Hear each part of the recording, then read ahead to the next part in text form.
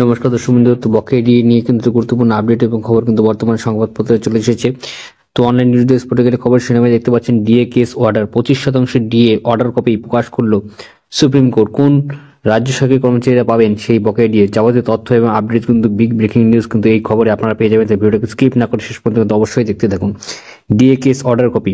Supreme কোর্টের পশ্চিমবঙ্গ রাজ্য সরকারি কর্মচারীদের মহার্ঘ ভাতা অর্থাৎ ডিএ সংক্রান্ত মামলায় একটি গুরুত্বপূর্ণ অন্তর্বর্তীকালীন নির্দেশ দিয়েছে সুপ্রিম কোর্ট। কলকাতা হাইকোর্টের রায়কে চ্যালেঞ্জ করে রাজ্য সরকারের দায়ের করা স্পেশাল লিভ পিটিশনের শুনানিতে এই নির্দেশ আসে। বিচারপতি সঞ্জয় করল ও বিচারপতি সন্দীপ মেহতার বেঞ্চে এই নির্দেশ দেন। আসুন এই নির্দেশগুলি একটু গুরুত্বপূর্ণ দিকগুলি বিস্তারিত জেনে নেই। সমস্ত শুরুতে বাংলায় আমি ভালো করে আপনাদের দেখিয়ে দিচ্ছি। অর্ডার কপি অনুযায়ী অন্তর্বর্তীকালীন নির্দেশ মূল বিষয় বকেয়া ডিএ 25% প্রদান। সুপ্রিম কোর্টের রাজ্য সরকারের নির্দেশ দিয়েছে যে কলকাতা হাইকোর্টের দেওয়া রায় অনুযায়ী আগামী 6 মাস সপ্তাহের মধ্যে কিন্তু সমস্ত কর্মচারীদের বকেয়া মহার্ঘ ভাতার ন্যূনতম 25% মিটিয়ে দিতে হবে। এই রায়টিকে 2020 সালে ডব্লিউবিএসিটি নম্বর 102/2020 the state of West Bengal and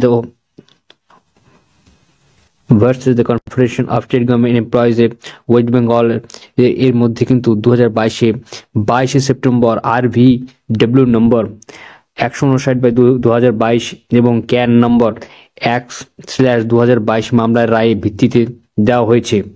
তো এবার যাবতীয় আপডেটগুলো দেখে নিন। পঞ্চম বেতন কমিশনের সুপারিশ অনুযায়ী আদালতে বিশেষ উল্লেখ করা আছে যে ট্রাইব্যুনাল এবং হাইকোর্টের উভয়ই পঞ্চম বেতন কমিশন অনুযায়ী কর্মচারীদের ডিএ পাওয়া এবং অধিকারের স্বীকৃতি দিয়েছে এবং তহবিলের অভাবের যুক্তি খারিজ করে দিয়েছে। রাজ্য সরকারের পক্ষ থেকে তহবিলের অভাবের যে যুক্তি দেখানো হয়েছিল তা ট্রাইব্যুনাল এবং হাইকোর্টের উভয় জায়গাতেই খারিজ হয়ে গিয়েছে। মৌলিক অধিকারের প্রশ্নে বিচারাধীন ডিএ পাওয়াটি মৌলিক অধিকারের মধ্যে পড়ে কিনা সেই বিষয়টি সুপ্রিম কোর্টের বিবেচনা করবে। তবে এই বিষয়টি বিচারাধীন থাকাকালীন কর্মচারীদের অনির্দিষ্ট করার জন্য অপেক্ষা করানো কোনো উচিত নয় বলে আদালত মনে করছেন।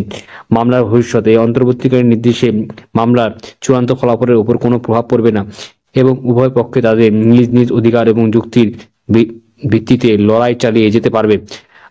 পরবর্তী 4 সপ্তাহের মধ্যে উভয় পক্ষকে তাদের লিখিত বক্তব্য জমা দেওয়ার নির্দেশ দেওয়া হয়েছে। মামলার পরবর্তী শুনানি 2025 সালের 4 আগস্ট ধার্য করা হয়েছে।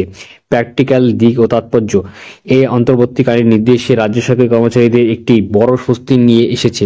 দীর্ঘদিন ধরে ঝুলে থাকা বকেয়া ডিএ মামলাটি কিন্তু নিষ্পত্তির দিকে এটি একটি গুরুত্বপূর্ণ পদক্ষেপ। যদিও এটি চূড়ান্ত রায় নয়, তবুও বকেয়ার টাকা একাংশ পাওনার সম্ভাবনা তৈরি হওয়ায় কর্মচারীদের মধ্যে আশা আলো জেগেছে। রাজ্য সরকারই এখন নির্দিষ্ট সময়ের মধ্যে এই নির্দেশ কার্যকর করতে হবে। ডিএ মৌলিক অধিকার এই প্রশ্নটি নিষ্পত্তি হলে ভবিষ্যতে এই ধরনের মামলার ক্ষেত্রে একটি গুরুত্বপূর্ণ দিক নির্দেশনা পাওয়া যাবে। তো আশা করছি আজকে আমরা ভালো ছিল। লাইক করবেন, আপনাদের শেয়ার করবেন, চ্যানেল সাবস্ক্রাইব করে পাশে অবশ্যই প্রেস করুন। জয় হিন্দ, বন্দে মাতরম। ধন্যবাদ ভিডিওটি দেখার জন্য।